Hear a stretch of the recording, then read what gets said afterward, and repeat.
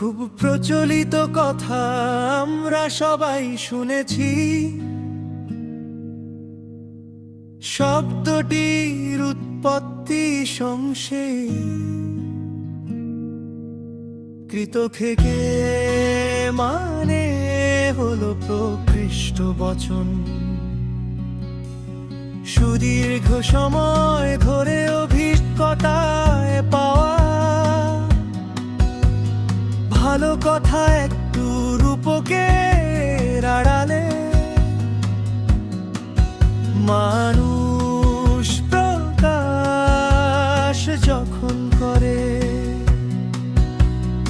উঠোনি সেটা হয়ে যায় প্রবাদ এবং যুগ যুগান্ত ধরে সেটা চলতে থাকে। এইরকম একটি প্রবাদ হলো যা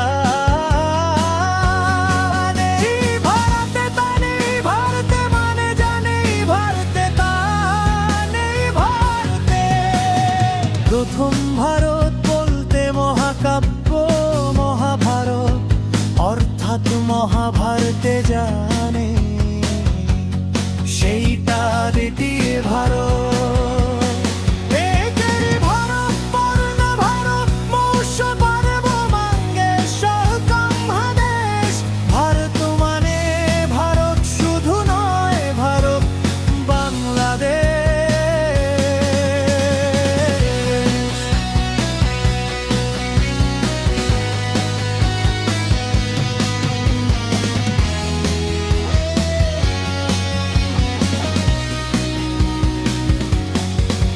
পাকিস্তান, নেপাল, ভুটান, শ্রীলঙ্কা এবং মালদ্বীপ এই নিয়ে হচ্ছে ভার উপমহাদেশ।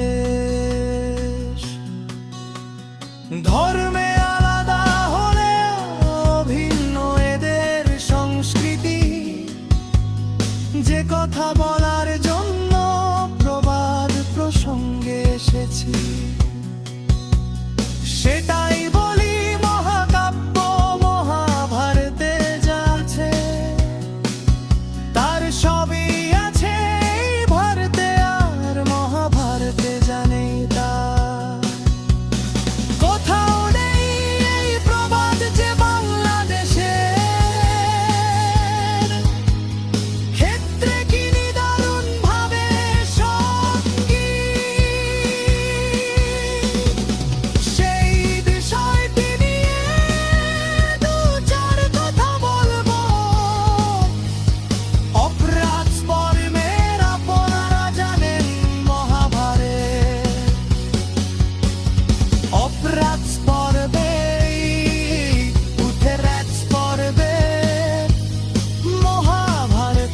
শেষ দিকের একটি পর্বের নাম হলো মৌসল পর্ব, মানে সহজ কথায় মুসল পর্ব। মুসল মানে মুগুর কুরুক্ষেত্র যুদ্ধ সমাপ্ত, তারপর কৌরব মাতা গান্ধারীর অভিশাপে যদু বংশের মানে শ্রীকৃষ্ণের বংশের ধ্বংস হয় মৌসল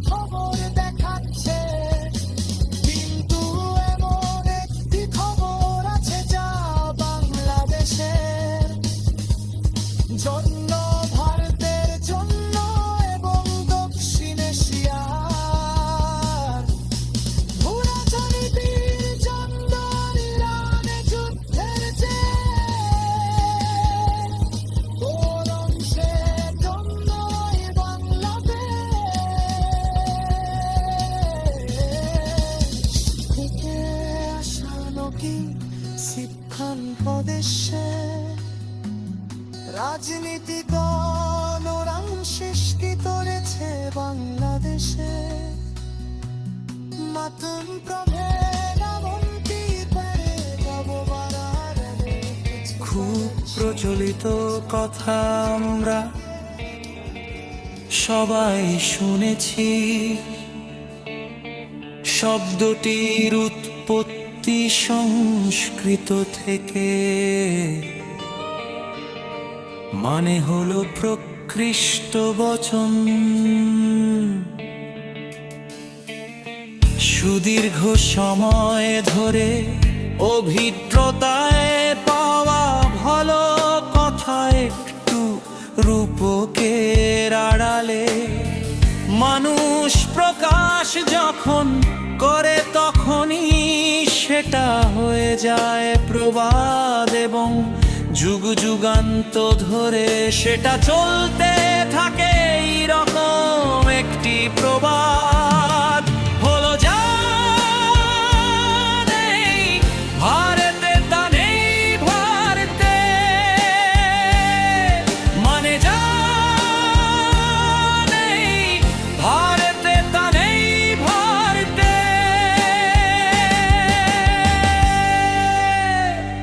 প্রথম ভারত বলতে মহাকাব্য মহাভারত, অর্থাৎ মহাভারতে জানি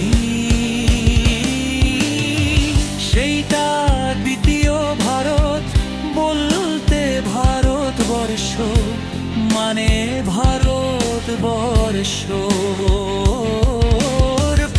মহাদেশ ভারত মানে ভারত, শুধু নয় ভারত বাংলাদেশ।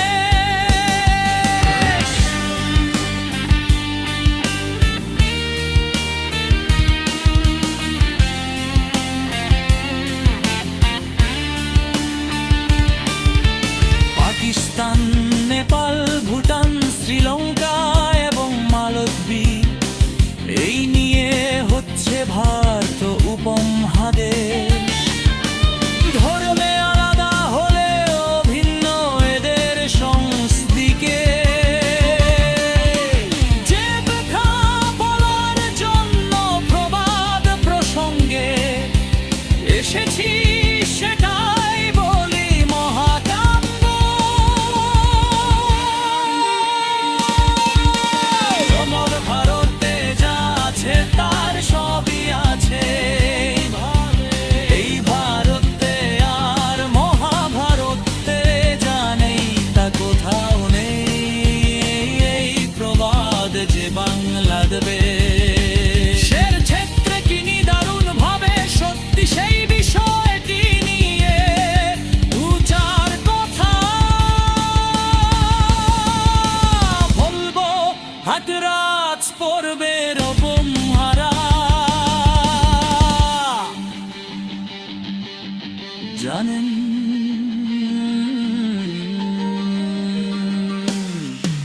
গহা ভালো কত রেখত পর্বে, এই অবরাজ পর্বের মহাভারতের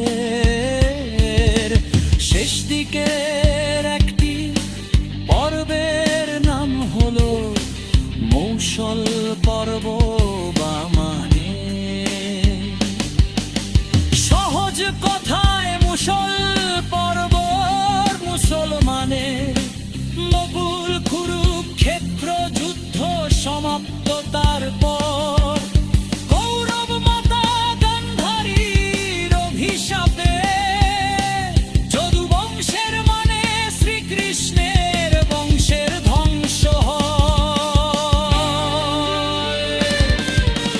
মৌসল পর্ব হলো সেই ধ্বংসের কাহিনী, কাদের হাতে ধ্বংস হয় যদুবংশ বাইরের শত্রুর হাতে দমায়, কাদের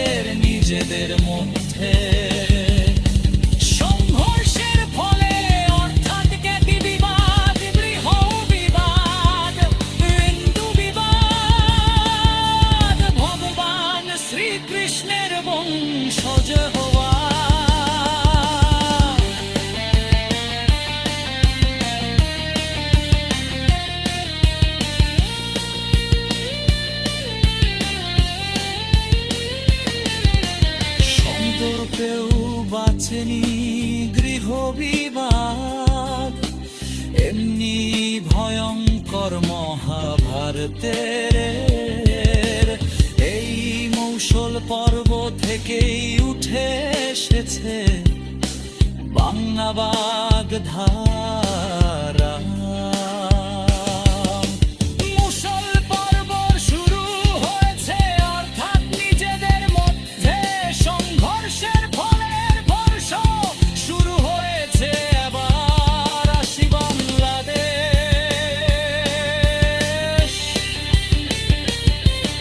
প্রসঙ্গে। এই কাহিনী কেন টেনে আনলাম? গৃহবিবাদের ইতিহাস বাংলাদেশের জন্মের পর থেকেই তার সবিস্তার ব্যাখ্যা এখানে নিষ্প্রয়োজন ইতিহাসের। পেছনের বাদল তলে দেখতে বনার কবম, এসছি বহাদুরের জুলাই আগস্ট থেকে। যে গৃহ বিবাদ, যে ভ্রাতৃ ঘাতী সংঘর্ষ শুরু হয়েছে বাংলাদেশে। আর তুলনা মেলে না, তবে সান্ত্বনার কথা বাংলাদেশের সেই মুষল পর্ব। মনে হচ্ছে, হ্যাঁ মনে হচ্ছে শেষ হয়ে এসেছে মহাভারতের মোষ। পর্বের পর এসেছিল মহাপ্রস্থান ও স্বর্গপর্ব। স্বর্গ কি স্বর্গ, অর্থাৎ শান্তি ও সুখের দিন। সেই দিনের ইঙ্গিত যেন দেখতে পাচ্ছে